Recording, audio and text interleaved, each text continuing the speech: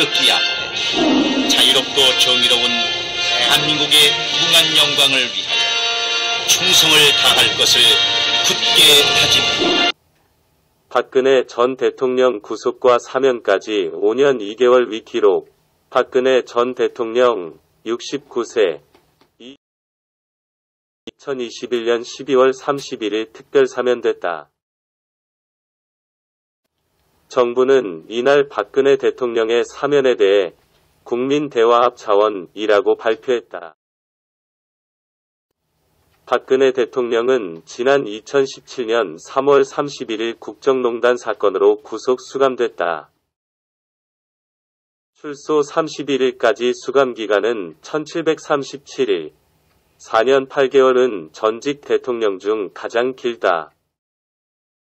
국정농단과 국가정보원 특수활동비 상납 사건으로 재판에 넘겨진 박근혜 대통령의 최종 형량은 지난 1월 14일 대법원에서 징역 20년과 벌금 180억 원으로 확정됐다. 이에 새누리당 공천 개입 혐의로 확정된 2년을 더해 박근혜 대통령은 87세가 되는 2039년에 형기를 마칠 예정이었다. JTBC 위 비선 실세 최서원, 개명 전 최순실 씨의 태블릿 PC 보도에서부터 최순실의 귀국과 구속, 박근혜 대통령의 불법 탄핵과 재판, 그리고 사면으로 이어진 억울한 5년 2개월을 정리해본다다. 2016년 10월 24일 JTBC 태블릿 PC 근거로 대통령 연설문 등 문건 유출 의혹 보도. JTBC 취재팀은 최순실 씨의 컴퓨터 파일을 입수해서 분석을 했습니다. 최 씨가 대통령 연설문을 받아봤다는 사실을 확인할 수 있었습니다. 그런데 최 씨가 연설문 44개를 파일 형태로 받은 시점은 모두 대통령이 연설을 하기 이전이었습니다. 최순실 씨 사무실에 있던 PC에 저장된 파일들입니다. 각종 문서로 가득합니다. 파일은 모두 200여 개에 이릅니다. 그런데 최 씨가 보관 중인 파일의 대부분이 청와대와 관련된 내용이었습니다. 취재팀은 특히 최 씨가 대통령 연설문을 수정했다는 최 씨의 측근 고영태 씨의 진술과 관련해 연설문에 주목했습니다. 최 씨가 갖고 있던 연설문 또는 공식 발언 형태의 파일은 모두 44개였습니다. 대선 후보 시절 박 대통령의 유세문을 비롯해 대통령 취임 후 연설문들이 들어있었습니다. 그런데 최 씨가 이 문건을 받아 열어본 시점은 대통령이 실제 발언했던 것보다 길게는 사흘이나 앞섰습니다. 상당수 대통령 연설문이 사전에 청와대 내부에서도 공유되지 않는다는 점을 감안하면 연설문이 사전에 청와대와 무관한 최 씨에게 전달됐던 사실은 이른바 비선실세 논란과 관련해서 큰 파장을 낳을 것으로 보입니다. 2016년 10월 25일 1차 대국민 담화 정권 초기 최순실 씨 도움받아. 박 대통령이 비선 실세 의혹을 받고 있는 최순실 씨에게 대통령 연설문 등이 사전 유출된 데 대해 대국민 사과를 했습니다.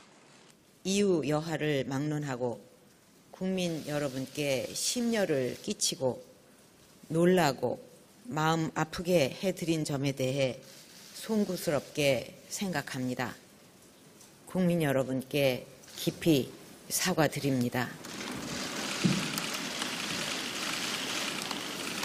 박 대통령은 대통령 선거 이전부터 다양한 사람들의 의견을 들어왔다면서 최 씨는 과거 자신이 어려움을 겪을 때 도와준 인연으로 선거운동이 국민들에게 어떻게 전달되는지 개인적 의견이나 소감을 전달해주는 역할을 했다고 밝혔습니다.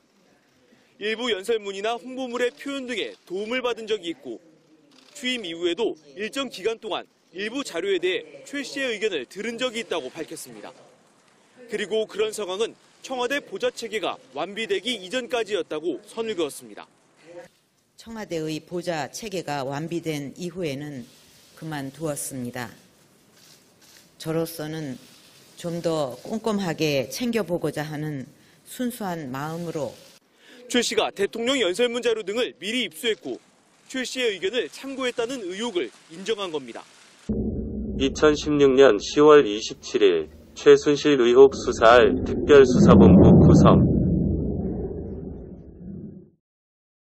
미르 K스포츠재단과 최순실 씨 관련 의혹을 수사하는 검찰이 특별수사본부를 구성했습니다. 네, 서울중앙지검장이 직접 수사를 지휘하게 되며 수사 결과만 검찰총장에 보고하기로 했습니다. 서울중앙지검으로 가보겠습니다. 박효정 기자.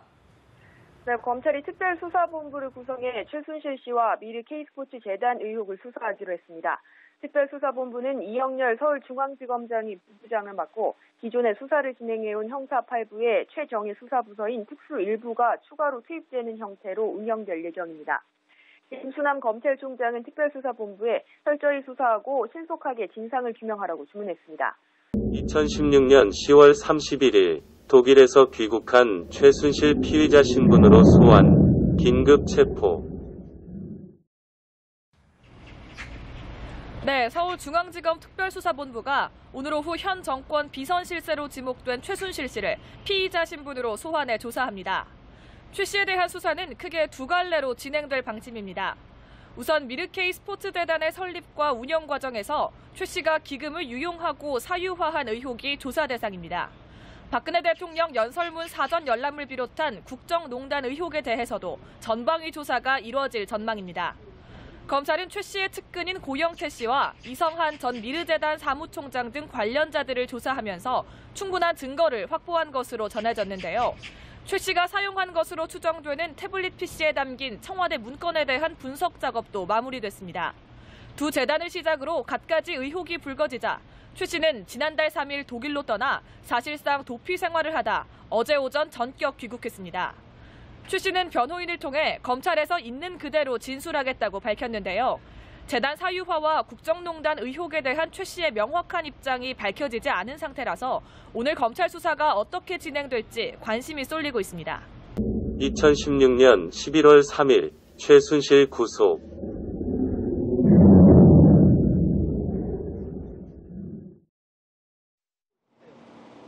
박근혜 대통령이 비선 실세로 이른바 국정농단 의혹의 중심에 선 최순실 씨가 결국 구속됐습니다.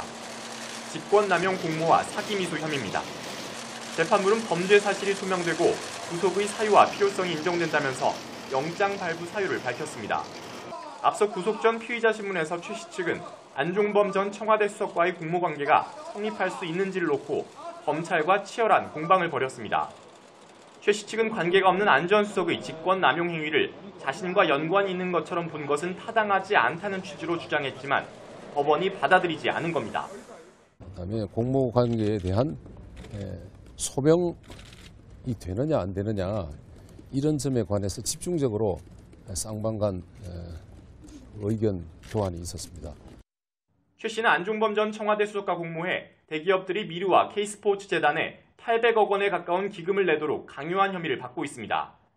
또 롯데그룹에 70억 원을 추가로 요구하고 문체부 산하 공기업이 자신의 회사와 계약을 맺도록 지시한 혐의도 받고 있습니다.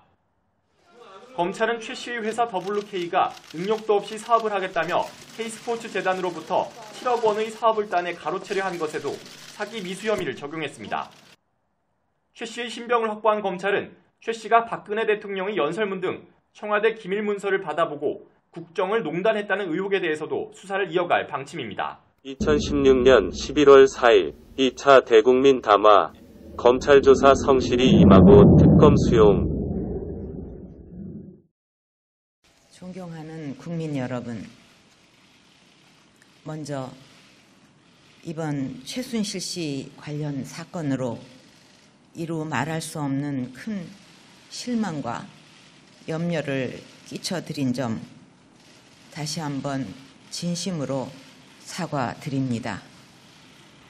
무엇보다 저를 믿고 국정을 맡겨주신 국민 여러분께 돌이키기 힘든 마음의 상처를 드려서 너무나 가슴이 아픕니다. 저와 함께 헌신적으로 뛰어주셨던 정부의 공직자들과 현장의 많은 분들, 그리고 선의의 도움을 주셨던 기업인 여러분께도 큰 실망을 드려 송구스럽게 생각합니다. 국가 경제와 국민의 삶의 도움이 될 것이라는 바람에서 추진된 일이었는데 그 과정에서 특정 개인이 이권을 챙기고 여러 위법 행위까지 저질렀다고 하니 너무나 안타깝고 참담한 심정입니다. 이 모든 사태는 모두 저의 잘못이고 저의 불찰로 일어난 일입니다. 저의 큰 책임을 가슴 깊이 통감하고 있습니다. 어제 최순실 씨가 중대한 범죄 혐의로 구속되었고 안종범 전 정책조정수석이 체포되어 조사를 받는 등 검찰 특별수사본부에서 철저하고 신속하게 수사를 진행하고 있습니다.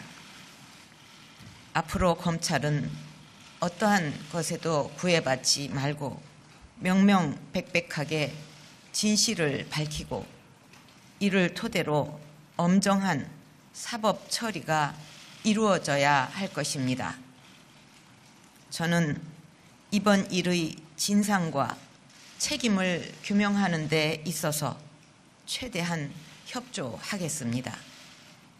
이미 청와대 비서실과 경호실에도 검찰의 수사에 적극 협조하도록 지시하였습니다. 필요하다면 저 역시 검찰의 조사에 성실하게 임할 각오이며 특별검사에 의한 수사까지도 수용하겠습니다. 국민 여러분, 저는 청와대에 들어온 이후 혹여 불미스러운 일이 생기지는 않을까 염려하여 가족 간의 교류마저 끊고 외롭게 지내왔습니다.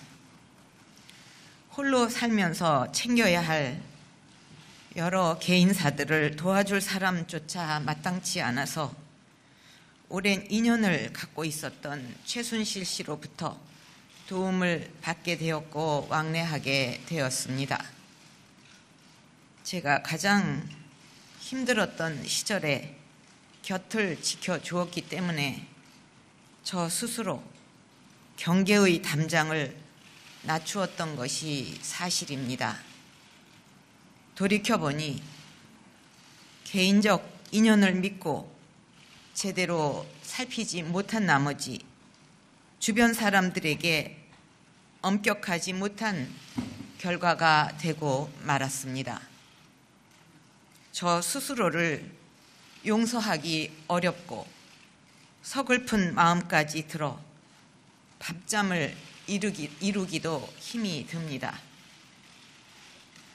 무엇으로도 국민들의 마음을 달래드리기 어렵다는 생각을 하면 내가 이러려고 대통령을 했나 하는 자괴감이 들 정도로 괴롭기만 합니다.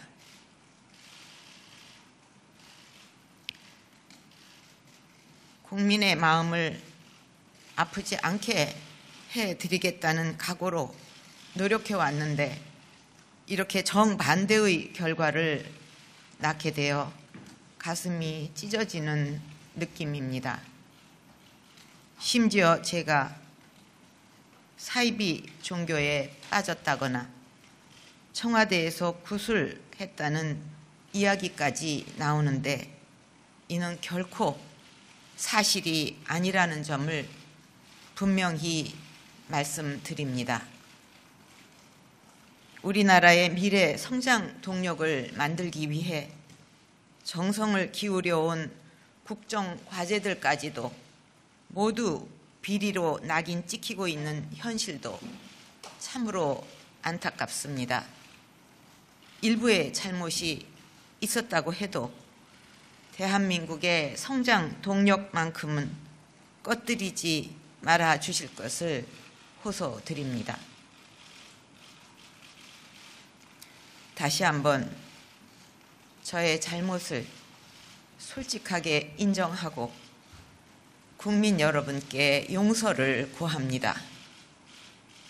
이미 마음으로는 모든 인연을 끊었지만 앞으로 사서로운 인연을 완전히 끊고 살겠습니다. 그동안의 경위에 대해 설명을 드려야 마땅합니다만 현재 검찰의 수사가 진행 중인 상황에서 구체적인 내용을 일일이 말씀드리기 어려운 점을 죄송스럽게 생각합니다. 자칫 저의 설명이 공정한 수사에 걸림돌이 되지 않을까 염려하여 오늘 모든 말씀을 드리지 못하는 것뿐이며 앞으로 기회가 될 때 밝힐 것입니다. 또한 어느 누구라도 이번 수사를 통해 잘못이 드러나면 그에 상응하는 책임을 져야 할 것이며 저 역시도 모든 책임을 질 각오가 되어 있습니다. 국민 여러분, 지금 우리 안보가 매우 큰 위기에 직면해 있고 우리 경제도 어려운 상황입니다. 국내외의 여러 현안이 산적해 있는 만큼 국정은 한시라도 중단되어서는 안 됩니다. 대통령의 임기는 유한하지만 대한민국은 영원히 계속되어야만 합니다. 더 큰 국정 혼란과 공백 상태를 막기 위해 진상 규명과 책임 추궁은 검찰에 맡기고 정부는 본연의 기능을 하루속히 회복해야만 합니다.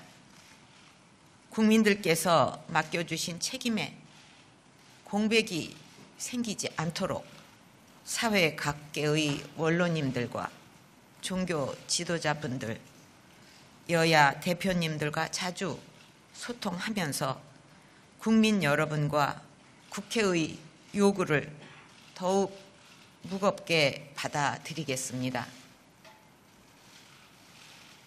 다시 한번 국민 여러분께 깊이 머리 숙여 사죄드립니다.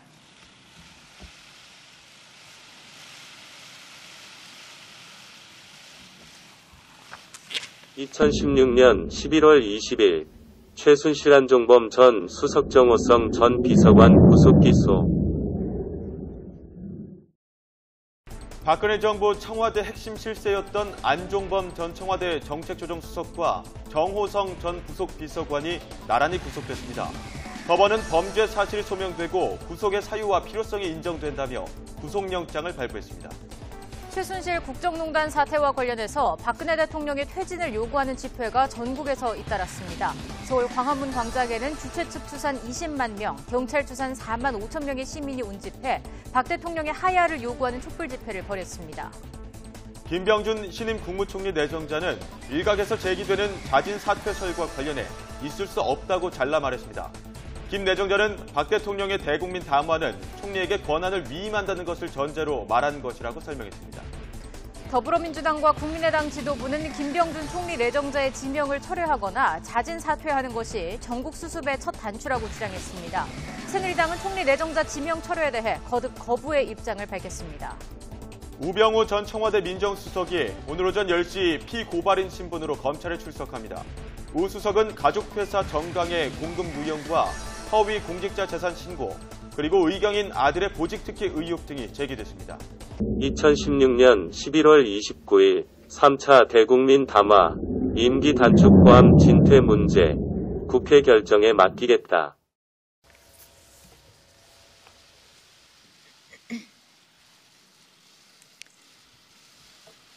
존경하는 국민 여러분, 저의 불찰로 국민 여러분께 큰 심려를 끼쳐드린 점 다시 한번 깊이 사죄드립니다. 이번 일로 마음 아파하시는 국민 여러분의 모습을 뵈면서 저 자신 100번이라도 사과를 드리는 것이 당연한 도리라고 생각하고 있습니다. 하지만 그런다 해도 그 큰 실망과 분노를 다 풀어드릴 수 없다는 생각에 이르면 제 가슴이 더욱 무너져 내립니다. 국민 여러분, 돌이켜보면 지난 18년 동안 국민 여러분과 함께 했던 여정은 더없이 고맙고 소중한 시간이었습니다. 저는 1998년 처음 정치를 시작했을 때부터 대통령에 취임하여 오늘 이 순간에 이르기까지 오로지 국가와 국민을 위하는 마음으로 모든 노력을 다해왔습니다. 단 한순간도 저의 사익을 추구하지 않았고 작은 사심도 품지 않고 살아왔습니다. 지금 벌어진 여러 문제들 역시 저로서는 국가를 위한 공적인 사업이라고 믿고 추진했던 일들이었고 그 과정에서 어떠한 개인적 이익도 취하지 않았습니다. 하지만 주변을 제대로 관리하지 못한 것은 결국 저의 큰 잘못입니다. 이번 사건에 대한 경위는 가까운 시일 안에 소상히 말씀을 드리겠습니다. 국민 여러분, 그동안 저는 국내외 여건이 어려워지고 있는 상황에서 나라와 국민을 위해 어떻게 하는 것이 옳은 길인지 숱한 밤을 지새우며 고민하고 또 고민하였습니다. 이제 저는 이 자리에서 저의 결심을 밝히고자 합니다. 저는 제 대통령직 임기 단축을 포함한 진퇴 문제를 국회의 결정에 맡기겠습니다. 여야 정치권이 논의하여 국정의 혼란과 공백을 최소화하고 안정되게 정권을 이양할 수 있는 방안을 만들어 주시면 그 일정과 법 절차에 따라 대통령 측에서 물러나겠습니다. 저는 이제 모든 것을 내려놓았습니다. 하루속히 대한민국이 혼란에서 벗어나 본래의 궤도로 돌아가기를 바라는 마음뿐입니다. 다시 한번 국민 여러분께 진심으로 죄송하다는 말씀을 드리며 대한민국의 희망찬 미래를 위해 정치권에서도 지혜를 모아주실 것을 호소드립니다.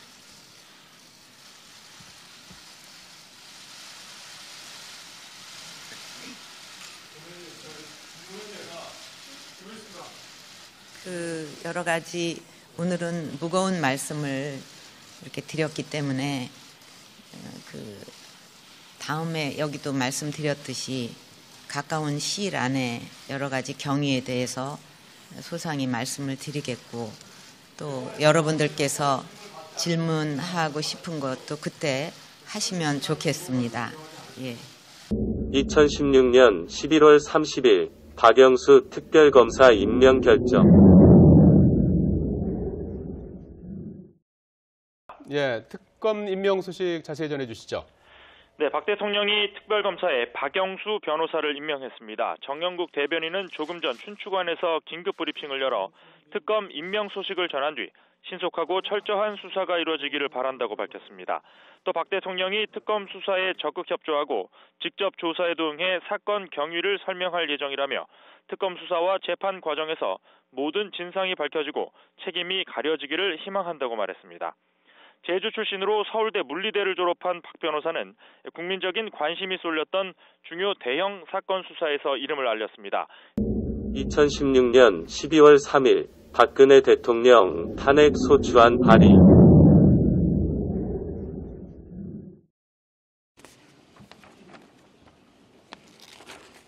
투표 결과를 말씀드리겠습니다. 총 투표수 299표 중 가 234표, 부 56표, 기권 2표, 무효 7표로서 대통령 박근혜 탄핵 소추안은 가결되었음을 선포합니다.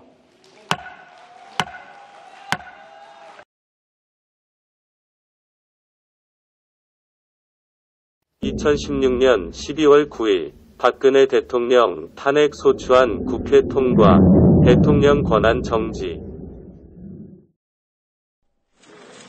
탄핵 소추안이 가결된 뒤 국회의장이 결재한 탄핵 소추안 결의서가 저녁 5시 57분 헌법재판소에 전달됐습니다. 헌법과 국회법이 정한 절차에 따라서 국회 탄핵 소추위원으로서의 임무에 최선을 다하겠다는 말씀을 드립니다. 이어서 7시 3분 청와대의 의결서 사본이 전달되면서 박근혜 대통령의 권한 행사는 즉시 정지됐습니다. 박 대통령은 국가 원수이자 행정부 수반인 대통령의 모든 권한을 탄핵 심판 동안 행사할 수 없습니다. 대외적으로는 국가를 대표하지 못하게 돼 조약의 체결과 비준, 외교 사절의 접수와 파견을 할 수 없습니다. 대내적으로도 행정집행 권한이 정지돼서 국군 통수권, 공무원 임명권, 대통령령 발포권 등을 행사할 수 없습니다. 국회에 출석해 발언할 수도 없고 국무회의 주재나 정부 부처 보고 청취나 지시 같은 통상적인 국정수행도 불가능합니다. 이런 대통령 직무는 황교안 총리가 대행하게 됩니다. 다만 박 대통령의 대통령 신분은 그대로 유지됩니다. 헌재의 탄핵 심판 기간 동안 청와대 관저에서 지내면서 대리인을 통해 심판 절차에 대응하게 됩니다. 대통령으로서 급여와 경호, 의전은 그대로 받습니다. 2016년 12월 21일 공식 수사 시작.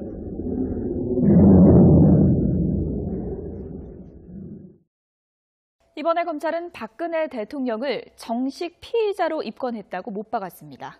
네, 박 대통령 측 변호인이 검찰 조사를 거부한다는 입장을 밝힌 가운데 대통령의 강제 조사가 가능한지 관심이 모아지고 있습니다. 2017년 2월 28일 공식 수사 종료. 이재용 삼성전자 부회장 등 17명 기소. 박 대통령 피의자 입건 발표.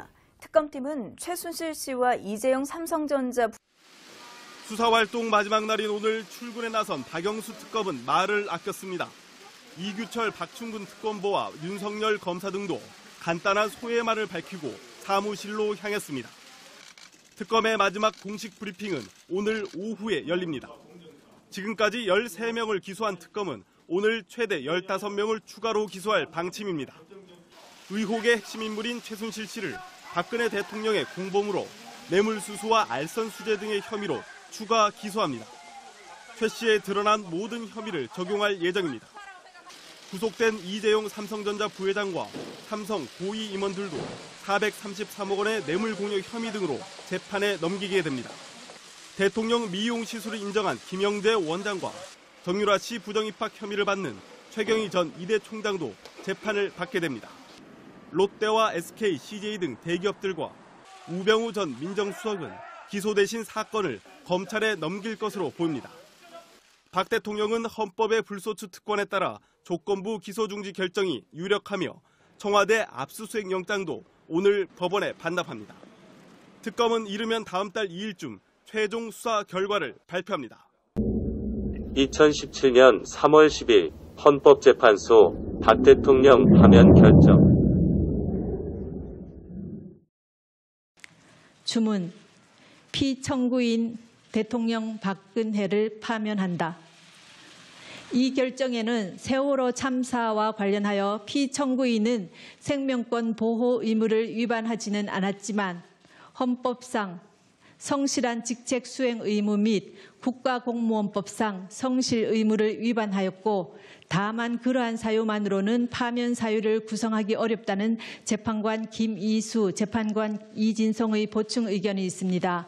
또한 이 사건 탄핵 심판은 보수와 진보라는 이념의 문제가 아니라 헌법 질서를 수호하는 문제로서 정치적 패습을 청산하기 위하여 파면 결정을 할 수밖에 없다는 재판관 안창호의 보충 의견이 있습니다. 이것으로 선고를 모두 마칩니다. 2017년 3월 21일 피의자 신분 검찰 출석.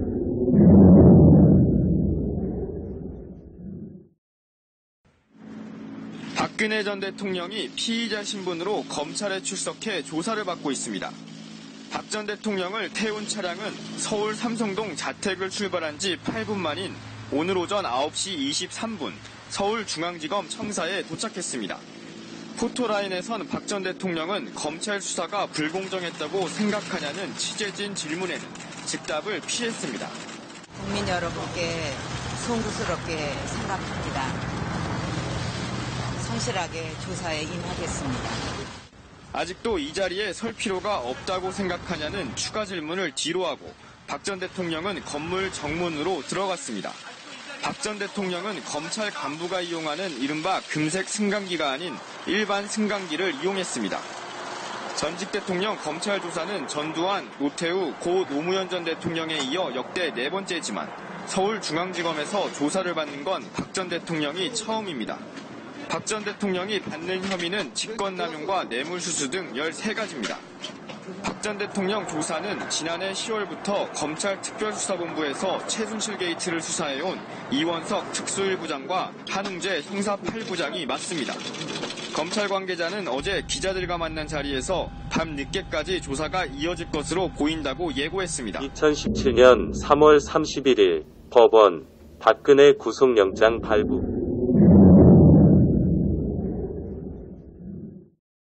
구속영장이 집행되며 박 전 대통령이 검찰청사를 빠져나간 상황부터 설명을 해주시죠.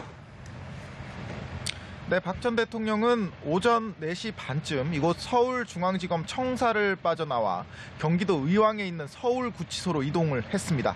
영장이 발부된 후 약 1시간 반 만에 검찰에서 제공되는 차량을 타고 지하 주차장을 통해 빠져나왔습니다.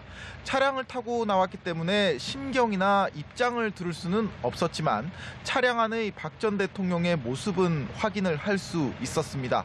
여성 수사관들 사이에 뒷좌석 가운데에 앉아 있는 모습이 꽤 어색해 보였는데 박 전 대통령의 표정은 상당히 굳어 있었고 9시간 가까운 영장 심사와 약 8시간의 대기 시간을 거쳐서인지 피곤한 기색도 역력했습니다. 정해진 취재구역 표시를 따라 두 줄로 늘어선 100여 명의 취재진들 사이로 박 전 대통령이 탄 차량은 순식간에 청사를 빠져나갔습니다. 박근혜 전 대통령의 구속영장은 오전 3시쯤 발부가 됐습니다. 영장 심사를 맡은 강부영 판사는 박 전 대통령의 주요 혐의가 소명되고 증거인멸의 염려가 있어 구속의 사유와 필요성 또 상당성이 인정된다 이렇게 밝혔습니다.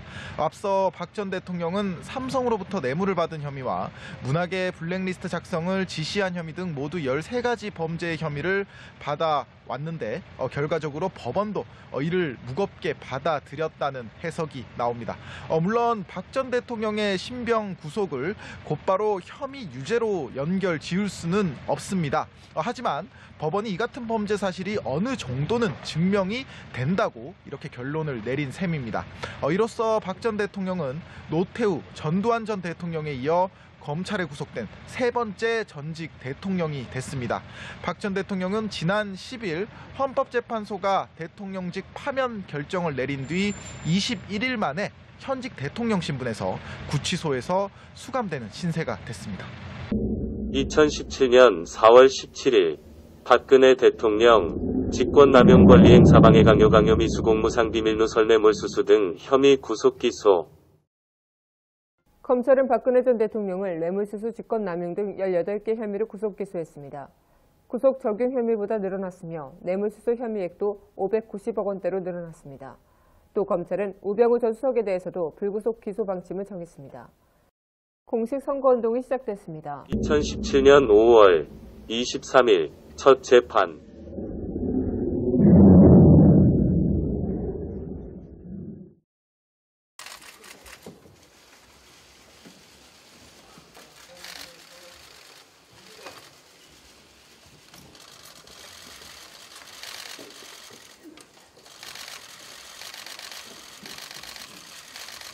이 사건에 관해서 언론기관이 법정 서령 신청을 했습니다.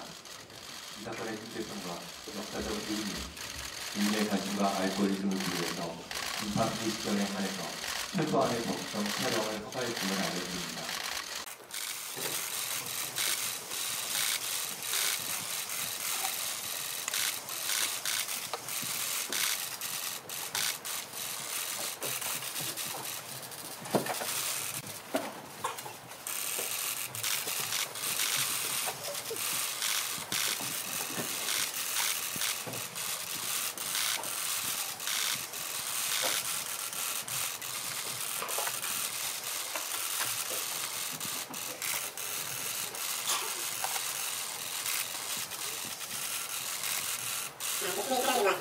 (2017년 10월 13일) 박근혜 대통령 추가 구속영장 발부.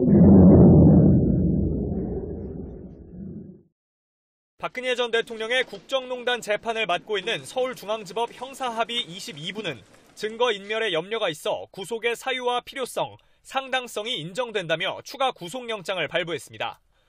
박 전 대통령이 석방되면 앞으로 재판에 불출석할 수 있고 증인들과 말을 맞추거나 증언을 번복하게 할 수 있다는 검찰 주장을 받아들인 겁니다.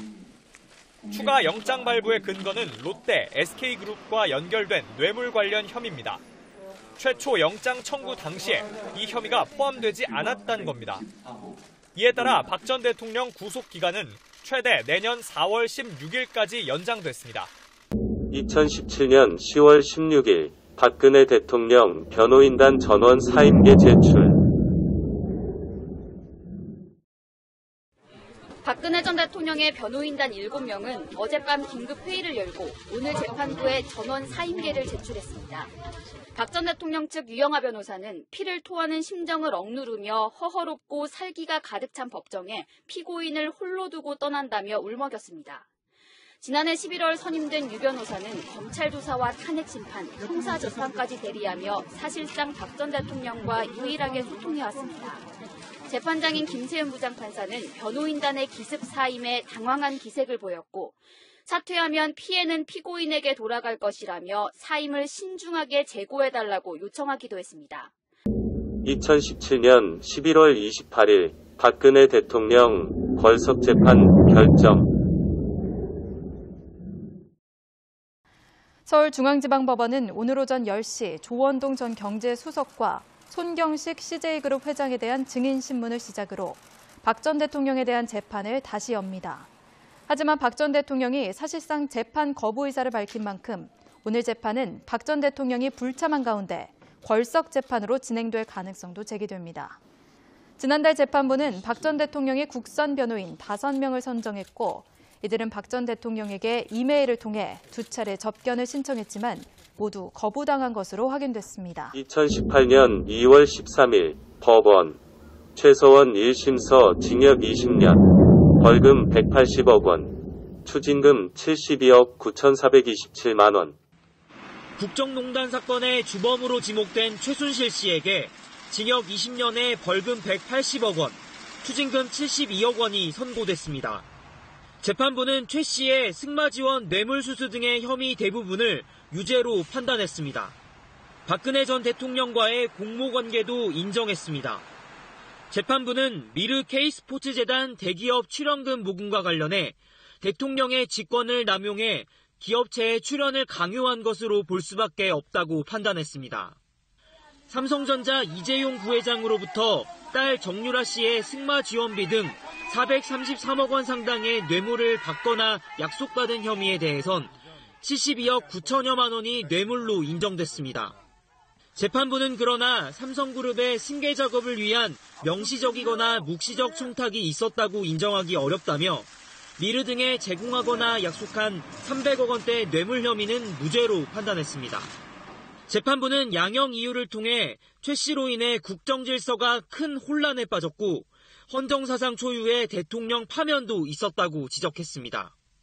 이어 최 씨가 납득하기 어려운 변명으로 일관하며 범행을 부인하고 있다며 반성하는 태도도 질책했습니다. 신동빈 롯데그룹 회장에 대해선 면세점 특허 죄취득을 위해 K스포츠재단을 지원했다고 판단해 징역 2년 6월에 추징금 70억 원을 선고하고 법정 구속했습니다. 안종범 전 청와대 수석에게도 뇌물수수 등 혐의 대부분을 유죄로 인정하고 징역 6년에 벌금 1억 원을 선고했습니다. 2018년 4월 6일 법원 박근혜 징역 24년 벌금 180억 원 선고. 법조계 예상대로 박근혜 전 대통령에게 1심 재판부가 중형을 선고했습니다. 박근혜 피고인을 징역 24년 및 벌금 180억 원에 처한다. 피고인이 벌금을 납입하지 아니하는 경우 3년간 피고인을 노역장에 유치한다. 재판부는 공범들의 재판 결과와 마찬가지로 핵심 공소사실을 대부분 유죄로 인정했습니다. 18개 공소사실 가운데 16개가 유죄로 인정된 겁니다. 핵심 혐의인 뇌물죄는 정유라 승마지원 72억 9천만 원과 롯데그룹이 K스포츠재단의 체육시설 건립비용 명목으로 건넨 70억 원, 경영 현안을 도와주는 대가로 SK그룹에 요구한 89억 원이 유죄로 인정됐습니다. 기업체를 압박해 최 씨가 실질적으로 운영한 회사나 지인 회사의 일감을 몰아준 혐의와 문화예술계 블랙리스트, 청와대 문건 유출 혐의도 대부분 유죄로 인정됐습니다. 하지만 삼성이 한국동계스포츠영재센터에 낸 후원금과 미르 K스포츠재단에 낸 출연금은 제3자 뇌물로 볼 수 없다고 판단했습니다. 재판부는 박 전 대통령이 잘못을 반성하지 않고 책임을 주변에 전가하는 태도로 일관하고 있다고 질타하기도 했습니다.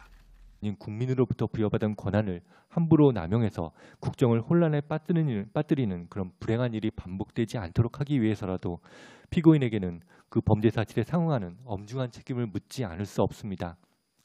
박 전 대통령이 불출석한 가운데 오후 2시 10분에 시작된 재판은 주문 낭독까지 1시간 40분이 넘게 걸렸고 1심 사상 최초로 모든 재판이 생중계됐습니다. 2018년 8월 24일 박근혜 대통령 2심서 징역 25년, 벌금 200억 원, 최순실 2심서 징역 20년, 벌금 200억 원, 추징금 70억 원 선고. 네, 그렇습니다. 2심 재판부는 박근혜 전 대통령에게 징역 25년에 벌금 200억 원을 선고했습니다. 앞서 1심에서 징역 24년, 벌금 180억 원이 선고됐는데 형량이 더 늘어난 겁니다. 박 전 대통령은 별도로 진행된 국가정보원 특수활동부의 수수 사건 그리고 공천 개입 사건으로 1심에서 징역 8년이 선고된 상태인데요. 오늘 2심 선고가 난 국정농단 사건 형량 25년을 합하면 징역형이 모두 33년입니다. 오늘 항소심 재판부는 이번 항소심의 쟁점 중 하나인 삼성 뇌물과 관련해 동계스포츠영재센터 후원금 16억 원을 유죄로 인정했습니다. 1심에선 무죄로 판단한 부분인데요. 1심에선 삼성의 승계 작업과 관련해 명시적, 묵시적 청탁이 없었다고 봤지만 2심 판단은 달랐습니다. 항소심 재판부는 이재용 부회장과 박근혜 전 대통령의 독대 자리에서 승계 작업 등에 대한 명시적 청탁은 없었지만 묵시적인 청탁은 인정된다고 판단했습니다. 다만 1심에서 무죄로 판단한 미르와 K스포츠재단에 대한 삼성의 출연금 204억 원은 2심에서도 무죄가 유지됐습니다. 재판부는 양형 이유를 설명하면서 박 전 대통령이 반성을 하지 않고 오히려 최순실 씨 등 다른 사람에게 책임을 전가하고 있다고 지적했는데요. 또 법정 출석을 거부하는 건 국정농단 사태 관련 실체적 진실이 밝혀지길 원하는 국민 여망에 반한다면서 엄정한 처벌이 불가피하다고 밝혔습니다.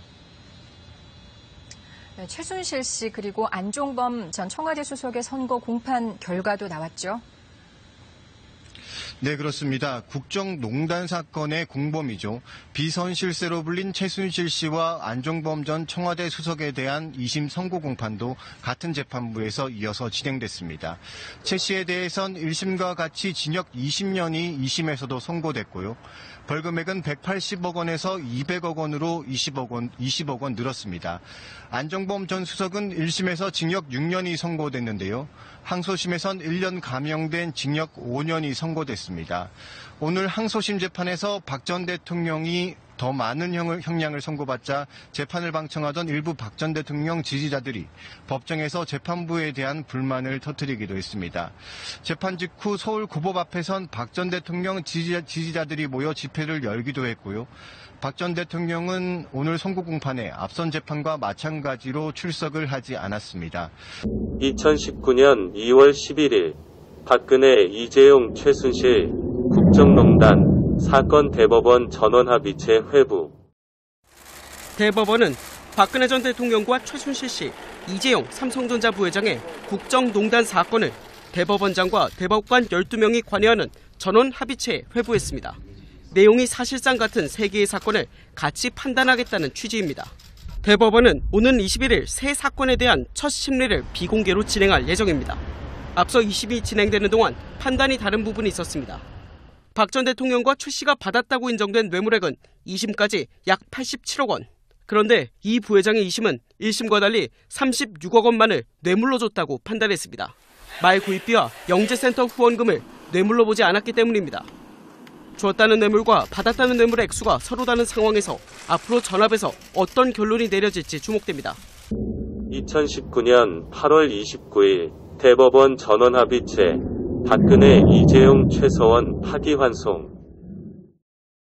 박근혜 전 대통령, 최순실 씨 그리고 이재용 삼성전자 부회장 사건 모두 파기환송됐습니다. 하지만 세 사람 하급심에서 판단이 엇갈렸던 부분에 대해서는 어느 정도 정리가 됐습니다. 무엇보다 박 전 대통령과 최 씨가 삼성 측에서 받은 승마 지원 관련 말 3필 자체가 뇌물이라고 판단했습니다. 2019년 9월 16일 박근혜 전 대통령 어깨 수술 위해 병원 입원. 앞서 10시가 조금 넘은 시각에 서울구치소를 출발해서 지금 박 전 대통령을 태운 호송 차량이 서울 성모병원에 조금 전에 도착한 모습 보여드리고 있습니다. 오늘 일단 입원 서류는 모두 제출된 상태이기 때문에 곧바로 입원 병실로 올라갈 것으로 보입니다. 국정농단 사건 등으로 2년 5개월째 구치소에 수감 중이던 박 전 대통령이 어깨 수술, 50견 수술을 받기 위해서 서울 성모병원에 오늘부터 입원을 합니다. 지금 화면에 잠깐 모습이 보이고 있는데요. 네, 관계자들이 먼저 내리고요. 그리고 박 전 대통령이 잠시 뒤에 내릴 것으로 보입니다.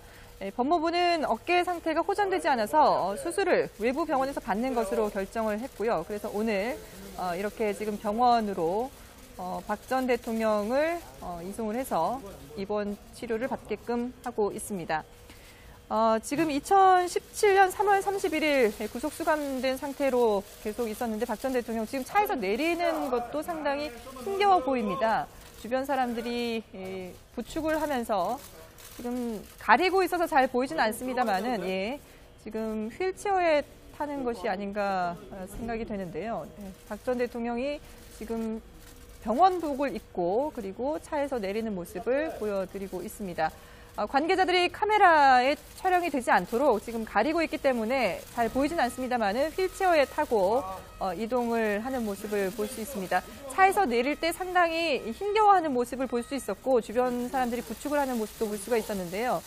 마스크를 착용을 하고 지금 휠체어에 탄 채로 병실로 올라갔습니다. 입원 서류는 모두 제출된 상태이기 때문에 곧바로 입원 병실로 올라가는 모습 저희가 보여드렸습니다. 박 전 대통령은 수술을 받은 뒤에 회복될 때까지 이곳 서울 성모병원에 머무를 계획입니다.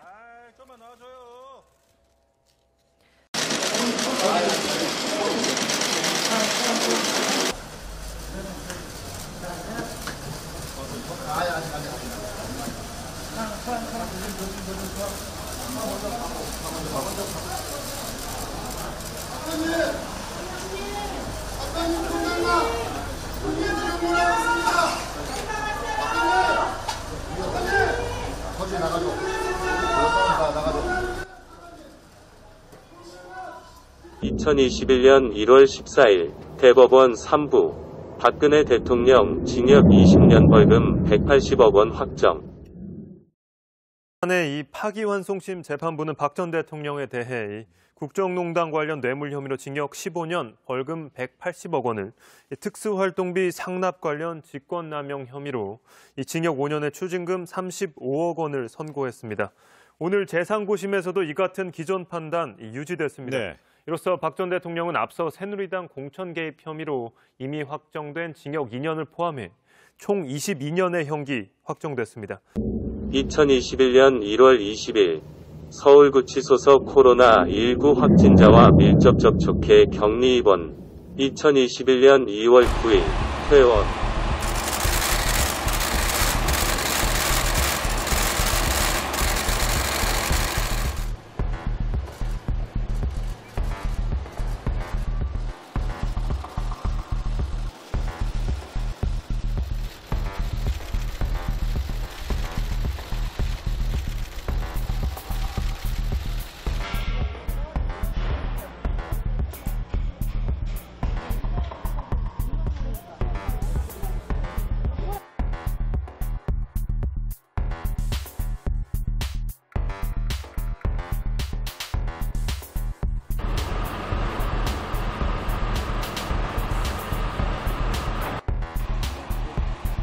법무부는 오늘 오후 박 전 대통령이 서울 성모병원에서 진료를 마치고 서울구치소로 복귀했다고 밝혔습니다. 2021년 7월 20일 서울 성모병원 입원. 2021년 8월 20일 퇴원.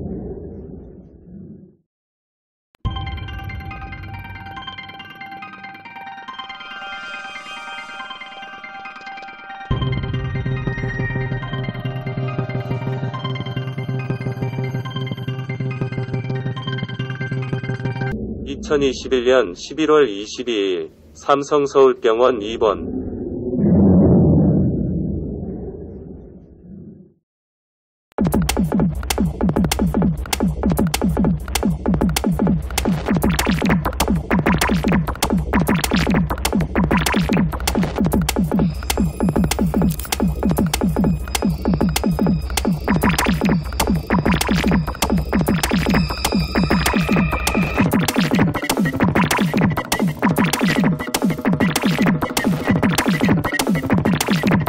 (2021년 12월 20일) 21일 특별사면 대상자 선정 위한 법무부 사면심사위원회 전체회의에선 부정적인 의견.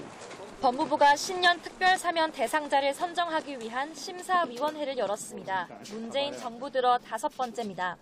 이틀 동안 진행되는 심사에는 위원장인 박범계 법무부 장관을 포함해 내외부 위원 9명이 참여합니다. 박범계 장관은 이번 사면이 상당한 규모로 이뤄질 거라면서도 대통령의 권한이라며 말을 아꼈습니다. 사면에 관해서는 아시겠지만 대통령님의 고유한 권한입니다. 사면의 원칙과 기준들은 정해져 있습니다. 상당한 규모가 될 것이라고 생각합니다. 이번에도 관심은 이명박, 박근혜 전 대통령의 포함 여부에 쏠려 있습니다. 대선을 앞둔 정치권에서도 두 전직 대통령에 대한 사면을 두고 이미 설왕설래가 오갔습니다.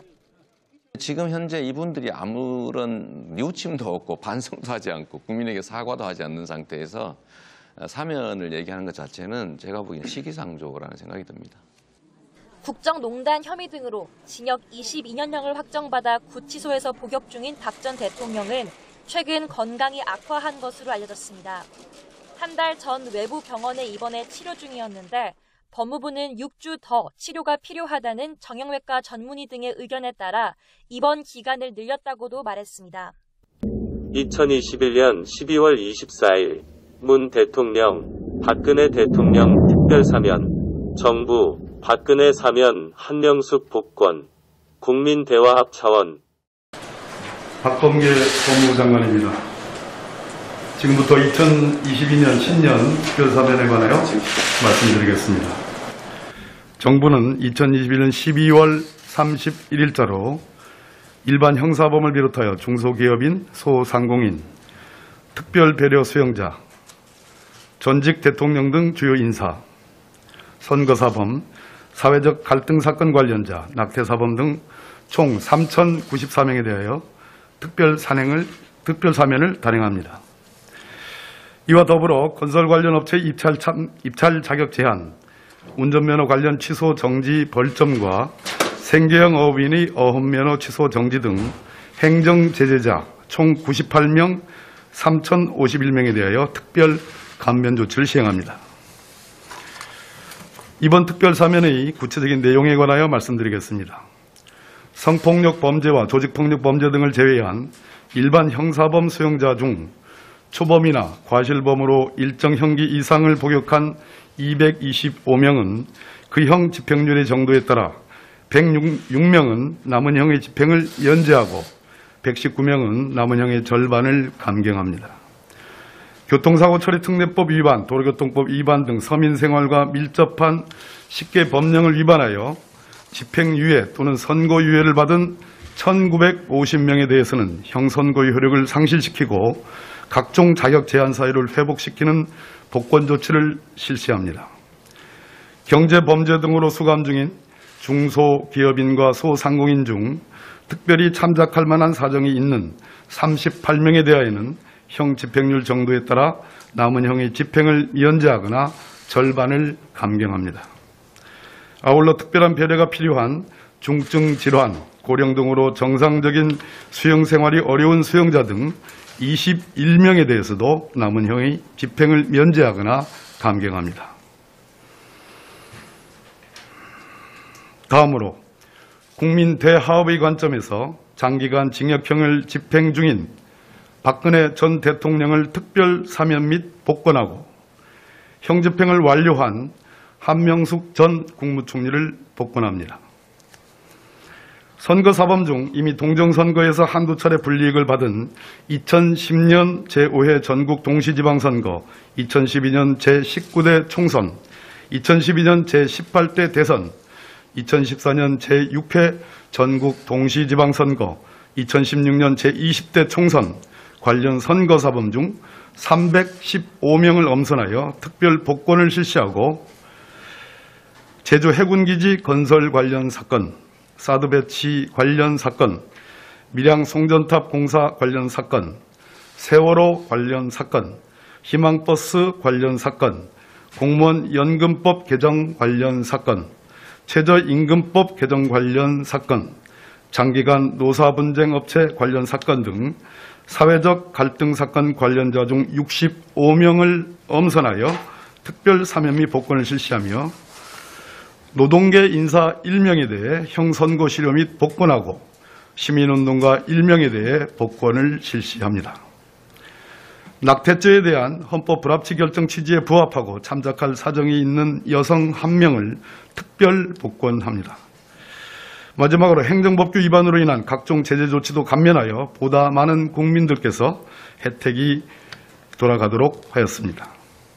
건설 관련 업체, 건설 기술자 등 1927명에 대하여 영업정지 및 입찰 자격 제한을 해제하고 총 98만여 명에 대하여 운전면허 별점을 삭제하거나 면허정지, 취소 처분의 집행을 면제하고 재취득 결격 기간을 해제하며 어업인 344명에 대해서도 각종 제재를 감면하여 생업에 복귀할 수 있도록 하였습니다.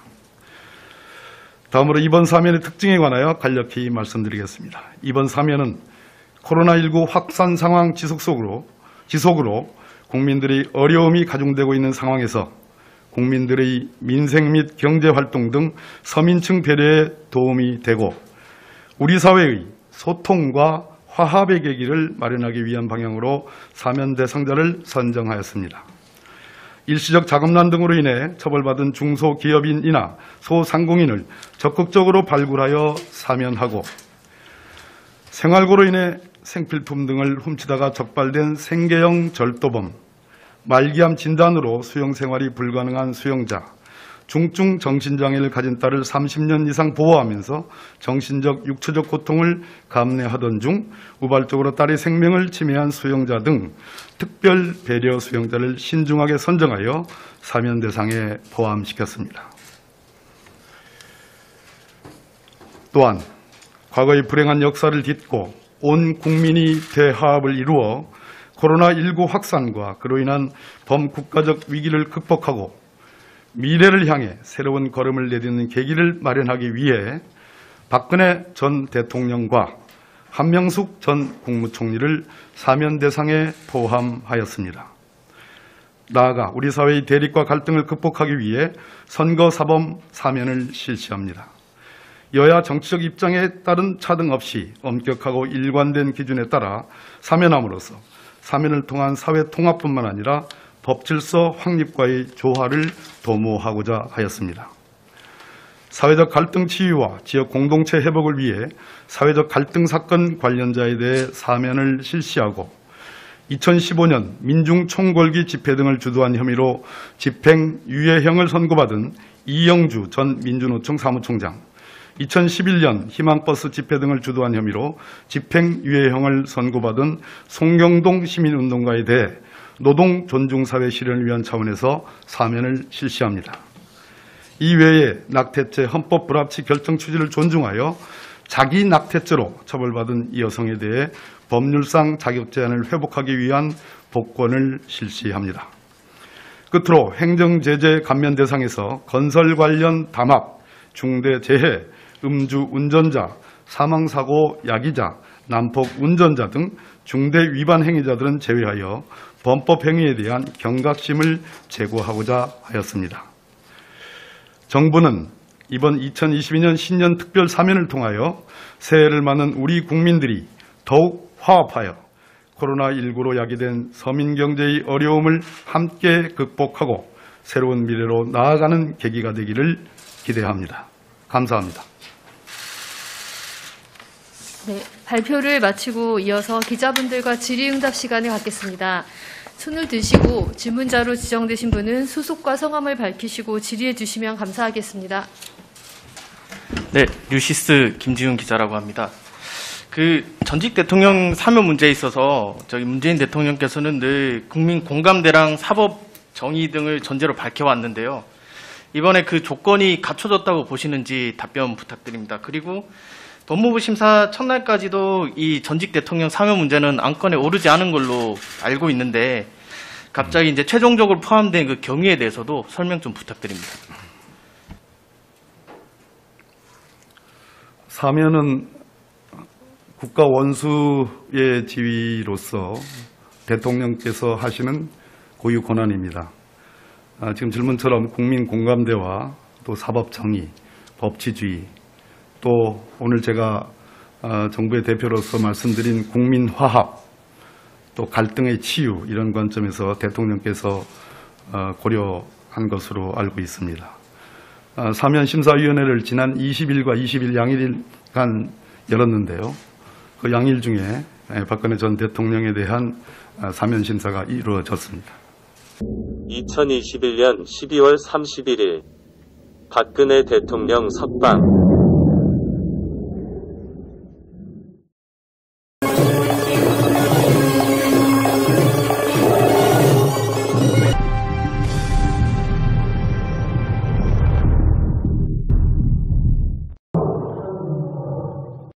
구독과 좋아요, 그리고 알림 설정은 제작자에게 매우 큰 힘이 됩니다. 채널 구독은 언제나 무료입니다.